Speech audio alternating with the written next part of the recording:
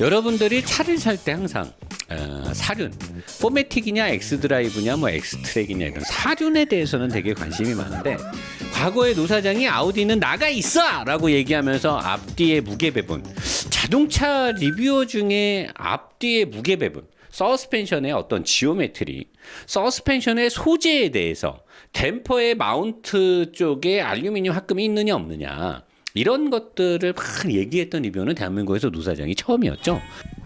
자동차 공학에서 책을 보게 되면 그런 것들이 이제 어떤 식으로 설명이 되냐면은, FF의 경우 전륜 구동력이 걸리기 때문에 전륜 구동력 의존성의 코너링 포스가 감소하는 것도 전륜이 된다. 즉 구동력의 의존성도 US 경향이 된다. 그러므로 높은 횡지 선회 중에 강하게 가속하려고 하면 US 특성이 더욱 강해져 드리프트 아웃 경향을 보이게 된다. 어렵죠? 도대체 이 말을 읽으면 무슨 말인지 이해하기가, 왜냐면 자동차 공학이라는 게 너무나 전문적이기 때문에, 그리고 많이 똑똑하시고 많이 배우시고 이런 분들이 책을 쓰니까, 일반적으로 노 사장이 자동차 리뷰를 하기 전에는 모든 자동차 리뷰가 제조사에서 홍보하고 싶은 내용들을 위주로 자동차 리뷰가 제작이 됐고, 노 사장이 미친 듯이 달리면서 웨이트 디스트리뷰션, 무게 배분이죠. 무게 배분. 앞뒤의 무게 배분이라든가 서스펜션의 움직임, 서스펜션의 형상, 뭐 메인 텐션 스트럿, 그다음에 스러스트암, 메인 로우암, 막 구조 이런 거 알려주는 게 쉽게 사실 설명은 가능하거든요. 왜냐면 노 사장도 별로 아는 게 없기 때문에 저런 말들을 저도 이해를 못해요. 이런 것들을 이제 제가 쉽게 설명을 하면, 지금까지 얘기한 건 쉽게 설명한 게 아니에요. 책에 나와 있는 것들이고, 이제부터는 제가 쉽게 설명을 한다는 거죠. 4WD, 이건 네 바퀴가 같이 굴러가는 4휠 드라이브의 약자죠. 네 바퀴가 같이 굴러가는 거, 사륜 구동보다 더 중요한 구동 방식, FF, FR, MR, RR인데, 앞에 있는 이 이니셜은 엔진의 위치를 얘기해요. F, 프런트에 엔진이 있으면 F가 들어갑니다. 프런트에 엔진이 있고 뒤에 F가 붙은 거는 구동 바퀴를 말해요. 프런트 휠 드라이브. FF면 엔진도 앞에 있고 앞바퀴를 굴릴 때 FF. FR이면 뭐야? 앞에 있는 거는 엔진의 위치라 그랬잖아요. 엔진의 위치. 뒤에 있는 거는 구동 바퀴. 그러니까 프런트 엔진, 리어 드라이브, 후륜 구동이죠. 앞에 엔진이 있고 후륜 구동. MR은 뭐야? 미드십, 슈퍼카들 엔진 여기 운전석 뒤에 있잖아요. 요거 중간에 있으니까 미드십. 미드십의 엔진이 있고 뒷바퀴를 굴린다. MR. RR은 뭐야? 포르쉐 911. 리어에 엔진이 있다. 트렁크에 엔진이 있고 뒷바퀴를 굴린다. RR이라고 합니다.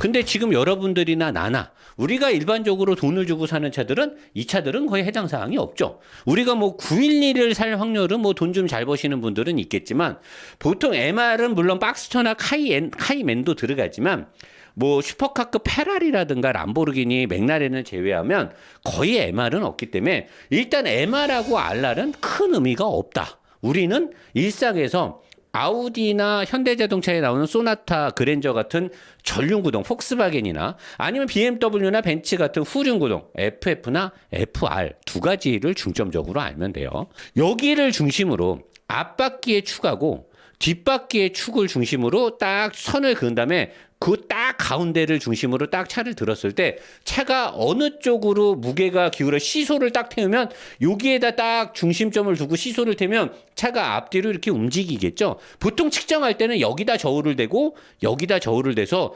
눌려지는 전체 중량 값을 기준으로 앞뒤의 디스트리뷰션, 무게 배분을 나누거든요.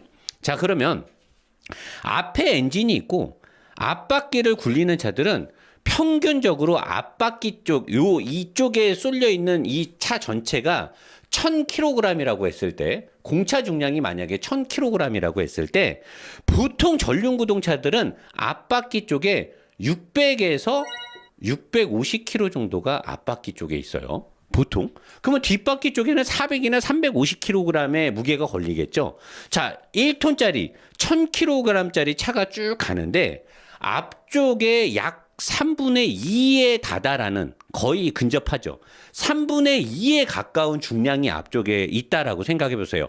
그리고 뒷바퀴는 구동도 하지 않아. 자, 이런 차가 고속을 가거나 코너를 돌게 되면 차는 위에서 보게 되면 네 바퀴가 이렇게 있는데 네 바퀴가 우리 엽서 한 장 정도 크기의 접지 면적을 아스팔트랑 밀착을 하고 가고 있는데 코너를 돌거나 직진을 하거나 브레이크를 걸었을 때 자, 노면하고 차구의 연결 접점은 타이어 이 단면적밖에 없어요. 타이어는 전체는 크지만 노면하고 닿는 면적은 딱 손바닥 하나보다 살짝 크단 말이에요.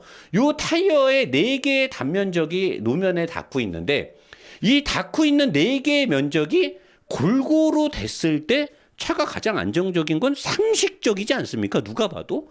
자, 1톤짜리 우리가 흔히 많이 타는 차는 1.5톤에서 2톤 정도 되죠. 거기다가 속도까지 붙는다고 생각해 봐봐. 그 육중한 차가 높은 속도로 가는데 노면하고의 안전장치는 타이어 이 4개의 면밖에 없어요. 그 외에는 다 떠 있잖아. 이 4개의 면이 얼마만큼 아스팔트랑 밀착을 잘하느냐가 주행 성능을 가늠할 수가 있는 거예요. 근데 앞쪽에는 무게 편중이 이렇게 많고 뒤가 가벼우면 코너를 돌아갈 때 차가 코너를 돌면 어느 쪽 바퀴에 가장 큰 하중이 걸리죠? 이렇게 코너를 돌면 이쪽 바퀴에 코너가 제일 세게 걸려요. 이렇게 밀리니까. 그러면 요 바퀴가 전륜 구동차는 앞이 무거우니까 이 바퀴에는 아예 구동이 거의 안 걸린다고 보면 돼요. 그러면은 네 바퀴가 다 접지가 걸려야 되는데 세 바퀴만 걸리는데 그 중에 이쪽 바퀴에 밀려. 그리고 앞이 무거워. 그럼 어떻게 돼? 차가 얘가 이제 그립을 놓는 거죠. 정신줄을 놓는 거예요. 왜? 자기가 버틸 수 있는 능력치를 초과하는 거예요.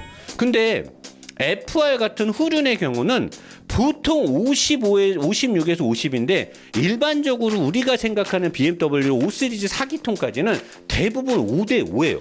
네 바퀴가 똑같이 250kg씩 나눠 갖고 있어요.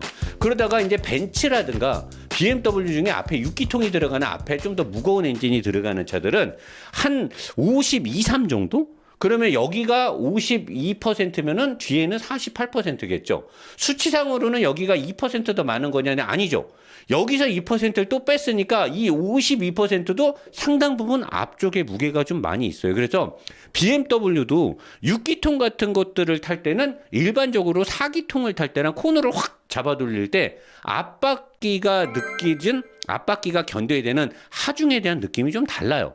정확하게 가장 재미나게 타려면 앞뒤에 5대 5인 차가 제일 좋고 살짝 앞이 무거운 거는 고급차인 경우. 근데 이 고급차가 벤츠 S클래스나 롤스로이스나 벤틀리 같은 경우는 앞쪽에 52나 53을 줘도 사실 크게 영향이 없어요. 왜냐? 그런 차들은 앞쪽이 살짝 무거워도 전체적인 중량이 2.5톤이 넘어가고 워낙 옵션이 많고 뒷좌석에 VIP가 타잖아. 그리고 이런 사람들은 샥샥샥 코너에서 막 이렇게 가는 차가 아니잖아. 쭉 달리면서 이렇게 차선 변경도 부드럽게 하니까 앞쪽에 무게 편중이 좀 더 있다 하더라도 이런 대형 고급 세단에서는 크게 영향을 받지 않아요. 그리고 에어로다믹 제가 지금 이 빨간 걸 그려놨는데 자, 차가 빨리 달리면 빨리 달릴수록 앞쪽에서 받는 공기의 저항이 되게 많아지죠. 자, 차는 저항을 크게 두 가지를 봅니다. 주행을 할 때 구름 저항, 바퀴에서 받는 전체적인 굴러갈 때 생기는 저항이 있고 바람에 의해서 차체 전체에서 받는 저항이 있어요. 근데 이 구름 저항은 천천히 갈 때나 빨리 갈 때나 늘 같은 그래프상에서 속도하고 똑같이 저항값이 올라가요. 근데 공기 저항은요, 낮은 속도, 특히나 80km 미만일 때 받는 공기 저항 값이 뭐 100 정도의 공기 저항을 받았다. 근데 속도가 빨라지면 2배, 4배로 수치가 높아져요. 공기 저항은 속도가 빠르면 빠를수록 차가 받는 게 2배가 넘게 공기 저항이 생긴단 말이에요. 자, 고속으로 갔을 때도 무게 배분이 왜 중요하냐? 차가 일반적으로 70km, 80km, 90km 내가 시내 주행할 때는 무게 배분에 대해서 별로 말을 안 하죠. 근데 제가 쏠 때나 와인딩에서 코너로 확 잡아 돌릴 때는 무게 배분에 대한 중요성을 굉장히 여러분들한테 리뷰에서 어필을 많이 한단 말이에요. 자, 내가 속도를 되게 빨리 가기 시작했어. 베르누이 정리 나오는 거죠. 자, 앞에서 오는 공기가 내가 속도가 150km야. 그럼 엄청나게 H겠지. 엄청나게 많은 공기 저항이 생겨. 자, 밑으로는 공기가 샥 지나갔어. 여기서부터 출발해서 여기까지 오는 공기가 만약에 예를 들어서 1초가 걸렸다고 해봐. 근데 똑같은 공기가 와서 여기서 찢어졌단 말이야. 확 찢어진 거잖아. 자, 얘는 앞유리를 타고 넘어가서 지붕을 타고 내려서 이렇게 와. 그래서 이렇게 오는 공기는 1.2초가 걸렸다고 해봐. 근데 여기서는 공기가 같이 만나야 되잖아. 만나야 되는 거야. 왜? 여기서 하나로 왔으니까 여기서도 다시 하나로 온단 말이야. 그러면 얘는 빨라지게 되죠. 왜? 1.2초가 걸리면 안 되거든. 똑같은 속도로 가면 얘는 1.2초가 걸리니까 더 빨리 간단 말이야. 그래서 여기가 유체 속도가 빨라지니까 저항값이 떨어지면서 양력에 의해서 비행기 날개가 이런 식으로 해서 비행기가 이륙을 하잖아요. 자, 자동차도 마찬가지야.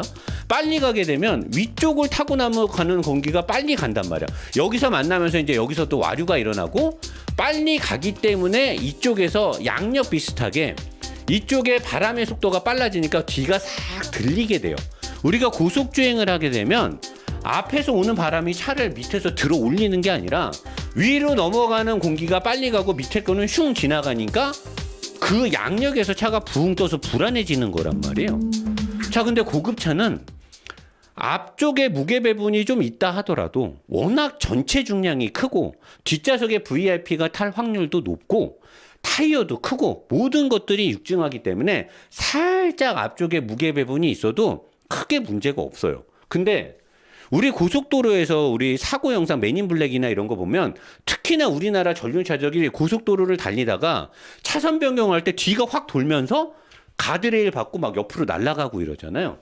그런 차들이 시속 130 정도, 140 정도 달릴 때 이 원리에 의해서 뒤가 싹 가벼워지니까 가뜩이나 앞쪽이 무거운데 바람이 타고 넘어가면서 뒤가 싹 들린단 말이야. 그러면 뒤는 이루 말할 수 없는 가벼움을 갖게 되는 거야. 원래도 지금 가볍잖아. 원래도 이 네 바퀴에서 바퀴 타이어가 아스팔트하고 닿는 접지 면적의 그립이 앞쪽이 훨씬 더 많아갖고 가뜩이나 뒤가 족같은 상황인데 바람 때문에 뒤가 더 족같이 이게 사실 스티어링의 특성, 코너링 포스라고 하는데 이 코너를 들어갈 때 네 바퀴 아까 제가 얘기한 거 가속할 때, 감속할 때 앞뒤 하중에 따른 스프링과 댐퍼의 움직임 봐. 앞뒤의 무게 배분이 같으면 스프링과 댐퍼 세팅도 같은 걸로 세팅을 하면 승차감도 일률적일 거 아니에요. 근데 만약에 앞이 무거워, 뒤가 가벼워. 그러면 앞쪽에는 스프링 레이트도 강하게 해야 되고 댐퍼도 뻑뻑한 걸 써야 돼. 뒤에는 가벼운 걸 써야 돼. 자, 급변하는 도로 상황에서 앞뒤 바퀴가 똑같은 승차감을 주겠어? 앞뒤 바퀴가 다른 승차감을 주면 무슨 상관이에요, 노사장님? 앞에는 더 단단한 거 넣고 뒤에는 부드러운 거 넣으면 그러면 이제 요잉이나 피칭이 생기는 거예요. 차가 흔들리는 거 왜? 여기는 딱딱하게 잡으려고 하고 여기는 가볍게 되는데 여기는 통통 튕기는 거고 여기는 묵직하게 움직이니까 그럼 움직임이 다르니까 이제 차체에서 출렁출렁하면서 실제 파도처럼 크게 움직이지는 않지만 차가 묘하게 앞뒤로 흔들리게 돼. 그게 요잉이에요. 아니 피칭이에요, 피칭. 앞뒤로. 그게 이제 사방팔방으로 그러면 차가 이렇게 흔들려. 그게 요잉이고. 그럼 사람들이 어떻게 돼? 멀미를 느끼게 되는 거예요. 그래서 이 무게 배분 되게 중요하고 코너링을 돌아갈 때 능력, 항속을 할 때나 고속 운전 시 운전자와 탑승자의 필링. 자, 고속도로 130으로 쫙 달린다고 해봐.